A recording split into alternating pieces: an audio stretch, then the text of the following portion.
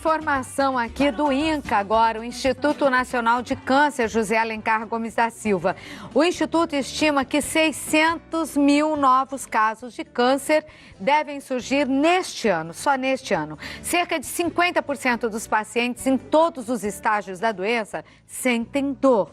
E o número fica ainda maior, mais presente nas pessoas com câncer em estágio avançado. 70% de todos os pacientes sofrem com a dor. Para falar sobre o tratamento da dor em pacientes com câncer, eu estou recebendo o médico intervencionista, neurocirurgião e especialista em dor, Dr. Gustavo Aquino. Dr. Gustavo, boa tarde, seja bem-vindo. Nós temos poucos ainda especialistas em dor espalhados pelo Brasil, nas mais diversas especialidades? E até só na especialidade, de dor mesmo? Infelizmente, são poucos, E hoje uma área que ganha cada vez mais espaço é a medicina intervencionista na dor. Isso começou aí bem na Holanda, países como a Hungria, a Bulgária, e isso se espalhou muito pelo mundo. O Brasil ainda está começando, temos excelentes profissionais, mas ainda é uma área que é bem carente no nosso país. Então, troque isso em miúdos para o nosso público. O que faz o médico intervencionista e especialista na dor? No caso da dor do câncer, Por exemplo, o médico intervencionista na dor, ele vai fazer procedimentos que geralmente são percutâneos. Ou seja, você utiliza uma agulha. Você vai intervir para diminuir a dor daquele paciente? Através de algum procedimento geralmente percutâneo. Não tão invasivo. Não tão invasivo, imagina. Isso aqui é a maior invasão que a gente causa. O que é isso? Isso aqui é uma agulha que a gente usa para fazer alguns bloqueios e também pode ser utilizado para fazer radiofrequência. Virgem Santa, mas entra essa agulha inteira no paciente? Essa agulha entra sob anestesia local, às vezes sedação se for necessário, mas essa é a maior invasão. Em alguns casos, o neurocirurgião, alguns cirurgiões também, a gente pode fazer a colocação de alguns dispositivos, como esse aqui que eu trouxe para mostrar, chamado bomba de morfina. A bomba de morfina, o nome pode ser meio assustador, quando a gente fala em morfina, as pessoas já ficam meio assustadas. Mas morfina me parece sempre a última coisa. Assim, A gente vai discutir bastante, eu vou mostrar um gráfico que mostra bem como a OMS preconiza para a gente tratar a dor. Vamos começar então com ele? Vamos Quer começar? mostrar? Então, vamos ver. Pode colocar o gráfico para a gente? E essa bomba é usada, essa de morfina? A gente pode passar a próxima imagem, que tem exatamente isso daqui. Quando a gente fala de câncer, essa é a chamada escada analgésica proposta pela OMS. Antes de você analisar isso daí, pode deixar na tela, diretor? Existe um tipo de câncer que provoque dores maiores? Todo câncer dói? Na verdade, todo câncer potencialmente pode causar dor. Por quê? Porque a dor do câncer, de onde que ela vem? É isso que a gente precisa entender. Você fala câncer, dói, geralmente fica esse mito na cabeça da pessoa ou do próprio paciente. O câncer potencialmente pode causar dor, por quê? Porque primeiro ele invade as estruturas, ou seja, o tumor ele é uma estrutura que não tem função nenhuma, por exemplo o pulmão, que é para trocar gás carbônico e oxigênio, ele é invadido por células que não têm função nenhuma, roubam espaço, nutriente e atrapalham o funcionamento do órgão. Como se não bastasse isso, essa invasão libera uma série de substâncias que no nosso corpo vão ser interpretadas como dor, porque algo está agredindo. Além disso, invade nervos. E o próprio nervo, quando ele é invadido ou comprimido, dói bastante. Então, por exemplo, tumor no pulmão, que invade a pleura, que é o que reveste o nosso pulmão. Dói bastante. Os tumores ósseos, tumores metastáticos, ou seja, que migram para a coluna, por exemplo, doem bastante. Exatamente por essa invasão e por comprimir os nervos. Uma outra coisa que às vezes as pessoas esquecem em relação ao câncer é o quê? O tratamento do câncer. Radioterapia pode causar dor, a quimioterapia pode causar dor, as cirurgias para retirada dos tumores também podem causar dor. Então a dor é quase presente em todos. É o que a gente viu aqui no começo, Em qualquer estágio, metade dos doentes terão dor. E aí a OMS preconiza isso? A primeira escada, ela vinha até Pode levantar se você quiser, doutor. Ela vinha até o terceiro degrau, Mostrava escada grau 1, 2 e 3, era de 1982. Em 1988 surge a oportunidade para você ver como o negócio já é antigo e mesmo assim no país a gente não tem muito. Vou te colocar só um pouquinho mais pro lado pra cá, lá. Isso, fica mais fácil tá de ver. Então assim, a gente precisa... Até 88 não existia esse procedimento intervencionista. Eles então, eram muito primários, era muito difícil ter. Mas a partir de 88 eles ficam mais evidentes, com mais publicações, né, mostrando o benefício dos procedimentos intervencionistas. Certo. Indo um pouco de trás para frente, o que a gente vê é que esse aqui entra no quarto degrau. Tá. Né? Primeiro você tem que classificar a dor e para isso, eu vou colocar aqui no detalhe, acho que fica mais fácil para a gente manter. Tá. É a nossa escala visual analógica.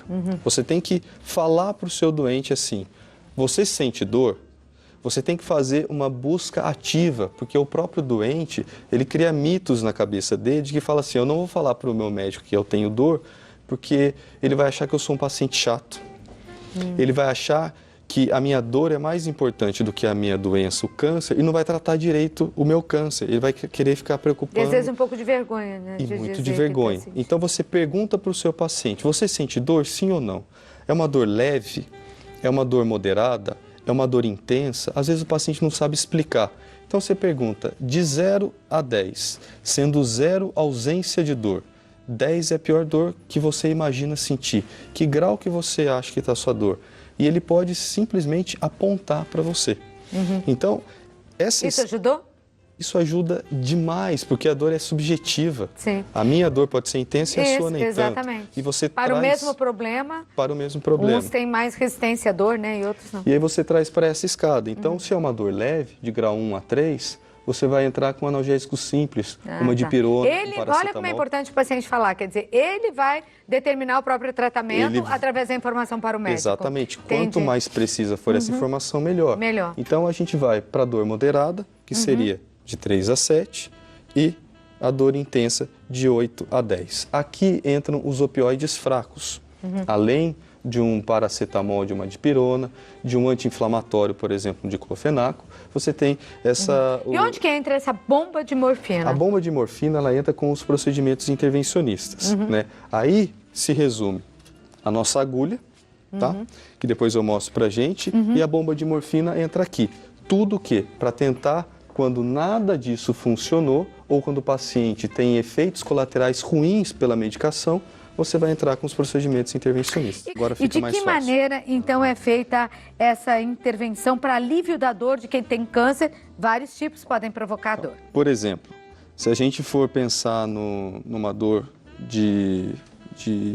relacionada ao pulmão, à cavidade torácica, a gente pode vir com essa agulha, por exemplo, através do uso chamado de radioscopia, que nada mais é do que um aparelho de raio-x que me dá uma imagem em tempo real assim que a minha agulha entra. Então a gente faz num centro cirúrgico, sempre guiado ou pelo raio-x ou por um aparelho de ultrassom. E você pode fazer, depende do paciente, sedado ou não. Mas o que essa agulha faz? Essa agulha entra e vai margeando a nossa coluna e chega em alguns pontos. Pode ser algum nervo. Nesse ponto você vai chegar na cadeia simpática, que é uma série de nervos que passa na região mais lateral da coluna, e você vai, através dessa pequena ponta que a gente chama de ponta ativa, você pode somente tirar essa parte de dentro da agulha e fazer a injeção de alguma medicação analgésica.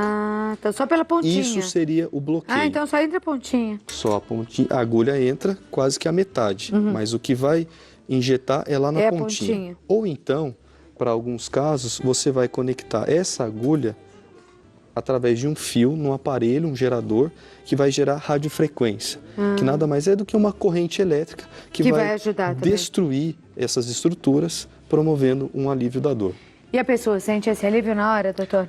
Geralmente o alívio é imediato ou nas próximas horas. Poxa, é uma satisfação muito grande você ver um doente com meses aí, sem poder se alimentar, sofrendo. E a bomba? A bomba, ela vem.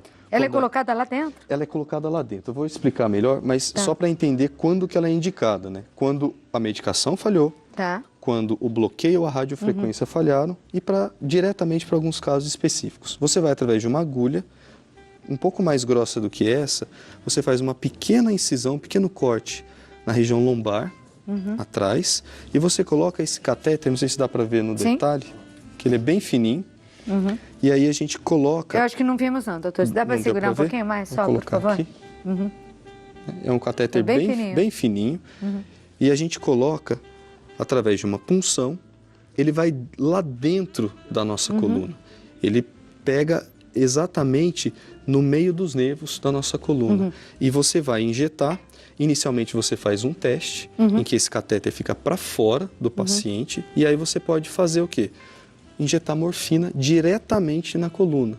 Por quê? Você faz isso com doses centenas de vezes menor, e você faz um teste. Se esse paciente se beneficiar, você coloca a bomba. O que seria a bomba? Você vai internalizar esse sistema e aí você coloca o dispositivo aqui na região abdominal. Mas ele fica para fora? Para dentro. Lá dentro? Essa é a parte interessante que pode assustar muitas vezes, mas isso aqui está por dentro da pele. Você faz uma pequena incisão. Mas como que vai liberar a morfina? Como que ele vai liberar a morfina? Ele vai ser conectado, não sei se dá para ver aí, a conexão. Ele fica virado dessa forma. Acho que eu vou tudo lá para dentro? Tudo por dentro, depois do teste. Sim. Se o teste foi bom, tudo por dentro da pele.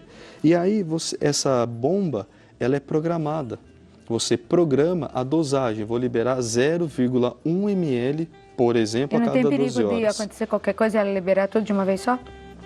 Por isso que ela é programada. Por isso não tem que ter problema. cuidado. É muito difícil isso acontecer. É internacional. É um modelo totalmente internacional. Mas tem no Sistema Único de Saúde? Ainda não? Em alguns centros a gente consegue fazer, mas ainda não está muito disponível. O que é uma pena, né? Infelizmente. Qual a sua orientação final, então, doutor, para as pessoas que têm a doença, ou têm pacientes com diversos tipos de câncer, né, e que estão sofrendo com dor? O que fazer? O que fazer? Como ajudar? A gente precisa, inicialmente, questionar o médico e procurar ajuda, de preferência do especialista. Eu sei que eles não estão muito disponíveis na nossa região, no nosso país, mas é buscar. Centros de referência sempre tem. Né? Em Taubaté a gente consegue ter esse serviço. E não só em São Paulo, nós falamos para o Brasil todo, mas nos grandes centros a pessoa encontra com... sempre tem. E uma coisa que eu gostaria de deixar para o próprio paciente ou para o familiar, a dor do câncer, ela é esperada, mas ela tem respostas excelentes. A gente vê com essa escada da dor, com esses procedimentos intervencionistas, existe uma luz no fim do túnel, não precisa se desesperar, é só procurar a ajuda correta. Então tente ajudar essa telespectadora, a Sueli Figueiredo. Não vai dar tempo de responder os e-mails, infelizmente. Tem muita gente perguntando sobre dor aqui de câncer. Ela é de Campo Grande, Mato Grosso do Sul. Um abraço para você, viu, Sueli? Ela descobriu recentemente que está com câncer de mama. E depois da biópsia, eu estou sentindo algumas fisgadas, ela conta, no seio. Por quê e como eu posso aliviar essa dor? Precisa ver agora a relação temporal. Ela fez uma biópsia há quanto tempo? Se foi uma biópsia há pouco tempo, ainda entra naquela dor que é mais inicial, é dor inflamatória, de uma mexer dor mais com aguda, o seio. porque mexeu, vai passar. Vai passar e o importante é tratar. Você pode tomar um anti-inflamatório, por exemplo, que isso vai melhorar, se for uma dor leve. Então você precisa Mas é importante ela falar para o médico. Precisa falar acho que como recado final, a gente pode deixar isso. Não tenha vergonha, primeiro, de perguntar tudo para o médico. O médico gosta quando você questiona e pergunta, não é, doutor? Exatamente. E não tenha vergonha de dizer que você sente dor, né? Se ela está lá, o médico pode aliviar se souber que você está sofrendo com a dor e que grau, que intensidade tem essa dor.